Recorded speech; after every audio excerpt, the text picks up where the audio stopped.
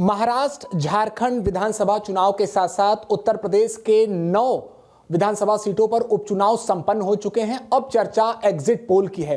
हालांकि कल जो कुछ भी उत्तर प्रदेश से तस्वीरें आई उसको लेकर भी चर्चा लगातार जारी है। हम बातचीत करेंगे, हमारे साथ वरिष्ठ पत्रकार जुड़े हैं जो पूर्वांचल की सियासत को बड़े ही नजदीक से समझते हैं, दशकों से इनका अनुभव रहा है।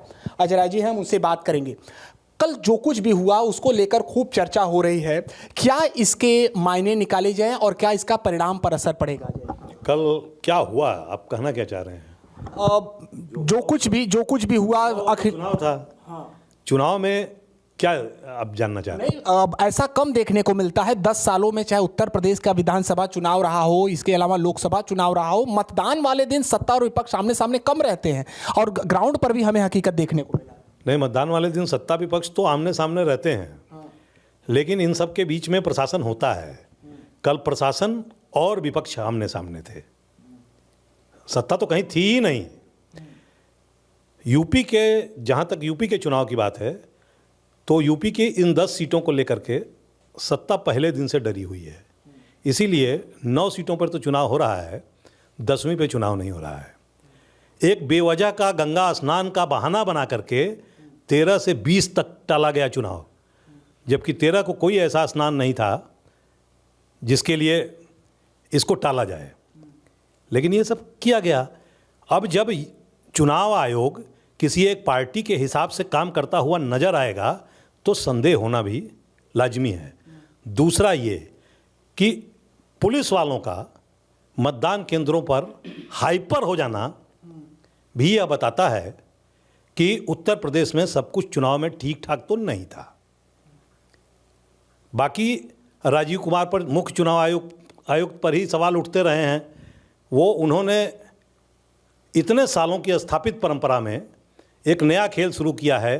5-5 करोड़ वोट उनके बढ़ जाते हैं, हर फेज में 2-2 करोड़ वोट बढ़ जाते हैं। मतलब जब वोटिंग के बाद ईवीएम जमा होती है, अगले दिन तक एक एक वोट की गिनती आ जाती है। वो 7 दिन बाद बताते हैं कि 5 करोड़ वोट बढ़ गए। ये केवल किसी भी उदारवादी और लोकतांत्रिक व्यवस्था में केवल न्याय होना जरूरी नहीं है, न्याय होते हुए दिखाई देना भी जरूरी है। आप कहीं ना कहीं इशारा कर रहे हैं कि भारतीय जनता पार्टी को हार का डर पहले ही से था, जबकि ये उन्हीं का आरोप है कि समाजवादी पार्टी को डर नहीं। अगर डर नहीं था तो कटेंगे बटेंगे का नारा देने के बाद चुनाव के बूथों पर मुस्लिमों को भगाने की क्या जरूरत थी? अगर आपको लगता है कि आपका सब कुछ कटेगा बटेगा चल गया है और आप एकजुट हो गए हैं, तो आपको भगाने की क्या जरूरत थी? क्यों पुलिस वाला चेक कर रहा था किसी को? पुलिस तो चेक करती नहीं है, चेक तो होगा अंदर, बाहर क्यों चेक हो रहा था? तो ये तो आप मान के चलिए 100% कि चुनाव आयोग इस देश का बेईमान हो चुका है और वह इस देश को गृह युद्ध की ओर ढकेल रहा है। चलिए अरुण मिश्रा जी, हम उनसे ये खतरा कहीं ज़्यादा बड़ा है इन छोटे छोटे चुनावों में हार जीत से। अरुण मिश्रा जी, हम उनसे बात करेंगे। इन्होंने तो एक तरीके से चुनाव आयोग पर ही सवाल उठाया है। अरुण जी, जो कुछ भी कल हुआ, हम पूरे 9 विधानसभा सीटों पर बात कर रहे हैं। तस्वीरें आई एक के बाद एक, अखिलेश यादव ने 2-3 ट्वीट भी किए। क्या लगता है आपको, क्या सत्ता पक्ष को हार का डर था या कुछ और वजह है? देखिए, सवाल ये है कि जब भी कोई सत्ता में रहेगा तो उस पर विपक्ष का सवाल उठाना लाजमी है, हमेशा ये होता रहा है। सत्ता पक्ष ये कहेगा, स्वाभाविक है, सरकार ये बात जरूर कहेगी कि भाई हम लैंड ऑर्डर को मेंटेन रखने के लिए कोई ना कोई कदम उठा रहे हैं। अखिलेश यादव जी ने कल निर्वाचन अधिकारी से, मुख्य निर्वाचन अधिकारी उत्तर प्रदेश से कुछ मांगे रखी, उसको तत्काल उन्होंने कार्रवाई किया कि पुलिस चेक नहीं कर सकती किसी भी चीज़ को लेकर के।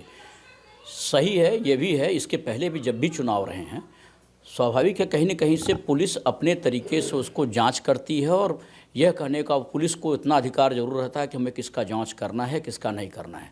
हम यदि जा रहे हैं लेकर के, यदि पुलिस मेरा यदि जांच करती है तो पुलिस को अधिकार है कि हम कोई गलत अवैध असलहा तो लेके नहीं जा रहे हैं या कोई मैं रुपया पैसा उस पर बांटने जा, रोक करके मुझे जाँच कर सकती है। ये पुलिस का क्षेत्राधिकार है। दूसरी बातें, पूरे चुनाव के दौरान देखेंगे तो लैंड ऑर्डर के मामले में सिर्फ 1-2 जगहों को छोड़ दे करके कहीं भी बहुत बवाल या विवाद की स्थिति नहीं बनी। ये पुलिस ने अपनी चौकस पूरी भूमिका निर्वाह किया। स्वाभाविक है विपक्ष के लोग कहेंगे, सत्ता पर इसके पहले भी अखिलेश यादव की सरकार हुआ करती थी तो हम तमाम सवाल खड़े हुए करते थे कि कानून व्यवस्था को लेकर सवाल खड़े होते थे। तो चुनाव में पक्ष विपक्ष का ये बात है, ये जनता कितना वोट दे पाई है यह महत्वपूर्ण है। और जनता जिस तरह की पिछला भी लोकसभा चुनाव हुआ, इसके पहले विधानसभा चुनाव हुआ, वोट निकलना चाहिए। सारे प्रयास के बावजूद वोट उतना परसेंटेज 1-2% पिछले चुनाव के बजाय कम ही वोट पड़े हैं। ये दिक्कत है। ये कहीं ना कहीं से लोकतंत्र के प्रति जो एक लोगों की धारणा है वो कम होती जा रही है। लोग घर से निकल के वोट नहीं देने जा रहे हैं और सभी राजनीतिक दलों को एक ही तराजू पर तोल रहे हैं। यदि हम आप वोट देकर के नहीं निकलते हैं, यदि यही स्थिति लगी रही तो आने वाले दिनों में ये दिक्कत पैदा होगी। लोकतंत्र के लिए भी पैदा होगा, सत्ता या विपक्ष दोनों के लिए खराब होगा। डॉक्टर गिरीश दुबे जी हमारे साथ जुड़े हैं, हम उनसे बात करेंगे। मझवा सीट को लेकर हम बात करेंगे। क्या वहां पर जातीय फैक्टर या जैसा कि वोटिंग प्रतिशत कम होने की बात उन्होंने कही, या फिर कुछ राजनेताओं का नाराज हो जाना, उनके समर्थकों का नाराज हो जाना, ये कौन कौन से मुद्दे वहां प्रभावी लग सकते हैं? जिस तरह से मझवा की बात अगर कर रहे हैं आप, तो मझवा हमको लगता है कि सबसे ज़्यादा जितनी 9 सीटों पर चुनाव हुआ, उपचुनाव, मझवा में सबसे ज़्यादा हमको लगता है कि वोट पड़ा, 50% के आसपास वोट पड़ा। तो मझवा में वोटिंग परसेंट तो कम नहीं था। 4 लाख कुल वोटर हैं वहाँ पे, तो 2 लाख वोट पड़ा, लगभग 2 लाख के कुछ ज़्यादा ही पड़ा। अब कास्ट फैक्टर तो भाई इस समय चरम पे है। जिस तरह से अखिलेश यादव ने कल प्रेस कॉन्फ्रेंस किया, ट्वीट किया, पूरा लगे रहे पूरे दिन वोट फैक्टर बदलने के उसमें, कि किसी तरह से हमको लगा कि कल ओवैसी और अखिलेश में कहीं से अंतर नहीं दिखा। इसलिए नहीं दिखा कि ओवैसी सिर्फ सेकुलरिज्म के नाम पर मुसलमानों की बात करता है और अखिलेश जी भी बुर्का की ही बात कर रहे थे कि पुलिस बुर्का नहीं उठा सकती। आप सबकी बात किए होते, सारे वोटरों की बात किए होते कि घूंघट भी नहीं उठा सकती, लेकिन उनको तो सिर्फ एक वर्ग को तराशना है, एक वर्ग को टारगेट करना है, एक वर्ग को करना है। तो ये फैक्टर मझवा में तो नहीं चला है, लेकिन कास्ट फैक्टर तो यहाँ चला ही है। कास्ट फैक्टर तो चला है, इसमें कोई दो राय नहीं। लेकिन जो कास्ट फैक्टर का आंकड़ा देखेंगे आप, तो मुझे लगता है कि वो बीजेपी की तरफ प्लस दिखाई देता है।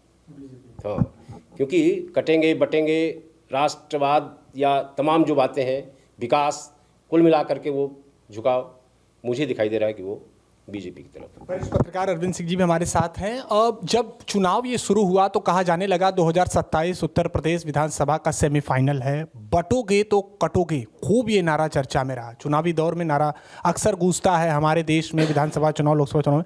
आप कैसे देख रहे हैं, यहाँ मुद्दे कौन कौन से प्रभावी रहेंगे? मैं मझवा विधानसभा, देखिए इस समय जो पूरे हिंदुस्तान का माहौल है, उस आधार पे बटोगे तो कटोगे याद दिला रहा है हमको जब आज़ादी मिली थी तब की। और वो जो ट्रेन में भर भर के लाशें आती थी काट काट करके, तो ये प्रभाव डाल रहा है। और एक है तो सेफ है, प्रधानमंत्री जी का ये भी नारा, एक है तो सेफ है, ये इस चुनाव में वो दिखाई दे रहा है। चाहे महाराष्ट्र का हो, चाहे छत्तीसगढ़ का हो, हर जगह वो दिखाई दे रहा है। जहाँ तक रही बात, अभी वरिष्ठ पत्रकार अजय जी ने कहा कि इस तरह के जो है उत्पीड़न होते थे, तो अखिलेश यादव ने भी कहा कि महिलाओं के बुर्के उठाए जा रहे हैं। तो महिलाओं का बुर्का नहीं उठाया जाएगा तो पहचान पत्र से मिलान कैसे किया जाएगा? ये तो चुनाव आयोग के गाइडलाइन में है कि हर व्यक्ति का चेहरा देख करके ही उसको मतदान की प्रक्रिया में भाग लेना पड़ेगा। तो ऐसे में कहीं भी न शासन न प्रशासन का कोई हस्तक्षेप नहीं, चुनाव निष्पक्ष रूप से हुआ है और अपनी हार पचा नहीं पा रहे हैं, इसलिए लोग बौखलाए हुए हैं और अनाप शनाप बोल रहे हैं। तो चलिए, मझवा के विधानसभा सीटों पर अभी तक कहा जा रहा है त्रिकोणीय मुकाबला है, लेकिन इन वरिष्ठ पत्रकारों से जान लेते हैं कि पलड़ा किसका भारी है। अंतिम कमेंट हमारा रहेगा। अरविंद जी, आपको क्या लगता है मझवा विधानसभा सीट पर किसका पड़ रहा भारी? देखिए, अंतिम बाजी सपा ने खेला है, पीडीए, और हमको नहीं लग रहा है कि पीडीए वहाँ चलेगा, क्योंकि बसपा ने भी अपना जो है प्रत्याशी, सशक्त प्रत्याशी उतारे हैं, जिससे कि त्रिकोणात्मक चुनाव होने की संभावना आ रही है, जिसमें भाजपा भी दिखाई दे रही है। आपको क्या लगता है सर, वहाँ भाजपा, बसपा और सपा में कौन बाजी मार सकता है? देखिए, ओबीसी बाहुल्य सीट है, इसमें कोई दो राय नहीं, लेकिन वहाँ अन्य सवर्ण भी बहुत कम नहीं है, ऐसा नहीं कि बहुत कम है। तो दीपू तिवारी जो बसपा से खड़े हैं, एक ये वोट कटवा के रूप में हो सकते हैं, लेकिन ओवरऑल जो झुकाव है वो मुझे लगता है कि भाजपा की तरफ है, ये मझवा सीट का। अरुण जी, आपको क्या लगता है कौन वहां पर भारी पड़ रहा है मझवा में? देखिए, कांटे की लड़ाई है, लेकिन अभी तक का जो वोट का जो रुझान रहा है उसके हिसाब से थोड़ा बहुत प्लस भारतीय जनता पार्टी की तरफ दिखाई पड़ रहा है, थोड़ा बहुत। अंतिम कमेंट आपसे रहेगा सर, क्या लगता है मझवा की जनता क्या सोच रही है? देखिए, बहुत सीधी लड़ाई तो मझवा की नहीं है, और मझवा में कटेगा बटेगा का फैक्टर इसलिए नहीं था, या चुनाव आयोग या पुलिस का तांडव इसलिए भी नहीं था कि यहाँ मुस्लिम कहीं भी घनीभूत तरीके से नहीं है। पहली बात तो ये है। दूसरा ये है कि वहाँ आप सत्ता के आपसी षड्यंत्र के खेल बहुत हैं। जैसे निषाद पार्टी के संजय निषाद वहाँ टिकट मांग रहे थे, निषाद बहुल इलाका है। अब संजय निषाद इस सीट को अपनी बताने के लिए क्या इस चुनाव में जीतने देंगे योगी जी को? नंबर 1। नंबर 2, योगी जी से कुर्सी हड़पने की तैयारी में बैठे केशव मौर्य जी क्या सुचिस्मिता मौर्य को जीतने देंगे? क्योंकि लगाया तो इसलिए गया था कि मौर्य जिताइए, लेकिन वो मौर्य क्यों जिताएंगे? वो जानते हैं कि मौर्य के हारने से फायदे हैं। तो क्या होगा अगर ये सब सारे फैक्टर चले होंगे और कांग्रेस ने जो टिकट की दावेदार थी वहाँ, उसने अपने आप को विड्रा कर लिया ये कहते हुए कि यहाँ सपा लड़े, हम उसको साथ देंगे ताकि हमारी मजबूती दिखाई दे। तो एक ही चीज़ दो पार्टियों में दो तरीके से काम कर सकती है, और अगर ये इसने किया होगा काम तो वो वैसे भी बिंद बहुल इलाका है। तो यानी किसकी तरफ पड़ रहा? तो आपको क्या लगता है? ठीक है, हम आपसे हमने तो आपको सीधी एनालिसिस दे दी कि क्या लगता है। ठीक है, तो ऐसे में नतीजों पर नजर रहेगी। 23 नवंबर को उत्तर प्रदेश के 9 विधानसभा सीटों में आने वाले परिणाम में देखना होगा कि इंडिया अलायंस और एनडीए गठबंधन के खाते में कितनी सीटें जाती हैं।